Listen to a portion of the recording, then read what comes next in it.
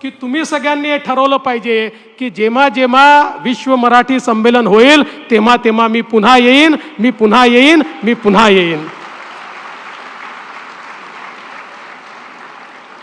खरं म्हणजे भाषा ही भावना व्यक्त करण्याचं साधन असतं, ते संपर्काचं साधन असतं आणि केवळ अभिव्यक्ती नाही तर अभिव्यक्तीतून सृजन करण्याचं साधन देखील आपली भाषा असते.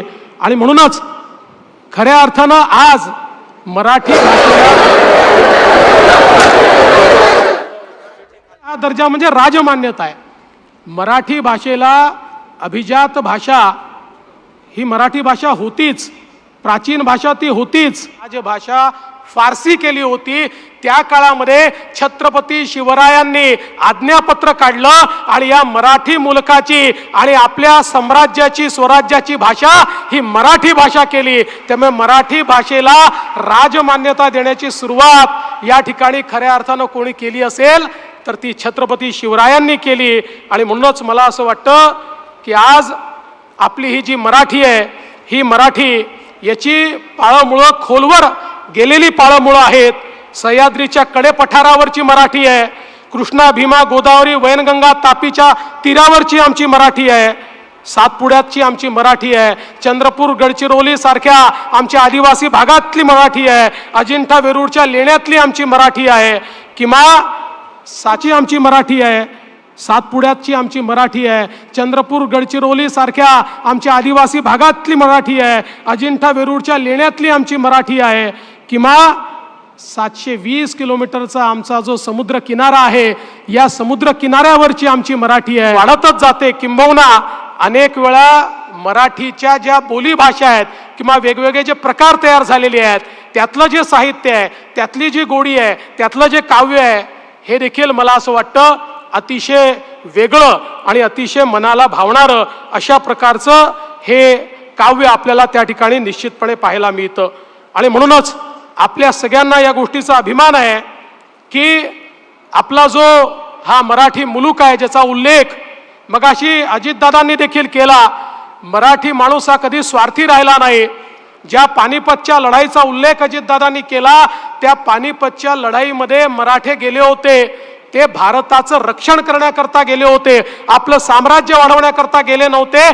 कारण त्यावेळच्या मुघल बादशहाने सांगितलं होतं, विनंती करून पत्र पाठवलं होतं मराठ्यांना की या ठिकाणी जर तुम्ही वाचवायला आला नाहीत तर ही दिल्ली देखील त्या अहमदच्या अब्दालीच्या अफगाणचा भाग होऊन जाईल. आणि म्हणून हा मुलूक वाचवण्याकरता केवळ तुमची ताकद आहे, तुम्ही त्या ठिकाणी या. आणि ज्यावेळेस मराठे तिथे गेले, मराठ्यांनी त्या ठिकाणी दिल्ली जिंकली आणि जिंकल्यानंतर अहमदच्या अब्दालीने त्यांना तहाचा लखोटा पाठवला. आणि तह काय मागितला? अहमदच्या अब्दाली म्हणाला की समजा मराठ्यांनी मला पंजाब, सिंध आणि मुलतान देऊन टाकला तर उर्वरित संपूर्ण भारत हा मराठ्यांचा आहे अशा प्रकारची मान्यता मी देईल. पण मराठ्यांनी सांगितलं चालणार नाही, अटकेपर्यंतचा भारत हे आमचं हिंदवी स्वराज्य आहे, हे मराठ्यांचं राज्य आहे आणि हा आमचा भारत देश आहे. आणि म्हणून त्या पानिपतमध्ये आमचे मराठे लढले.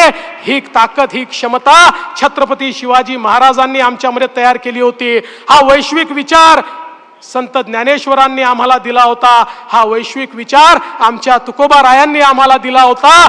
तो वैश्विक विचार घेऊन मराठी माणूस हा नेहमी आपल्या जीवनामध्ये जगलेला आहे. आणि म्हणूनच खऱ्या अर्थानं मराठी माणूस हा जगाच्या पाठीवर कुठेही असला तरी देखील त्या ठिकाणी एक प्रकारे गुणवत्ता आणतो, त्या ठिकाणच्या व्यवस्थेमध्ये अधिक चांगलं करण्याचा प्रयत्न करतो.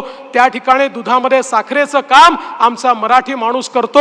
आणि म्हणूनच आज मराठी माणसाची कीर्ती ही जगाच्या वेगवेगळ्या भागांमध्ये आहे. दादांनी देखील त्यातली काही चांगली नावं सांगितली, शिंदे साहेबांनी देखील त्यातली अनेक नावं या ठिकाणी आपल्याला सांगितली.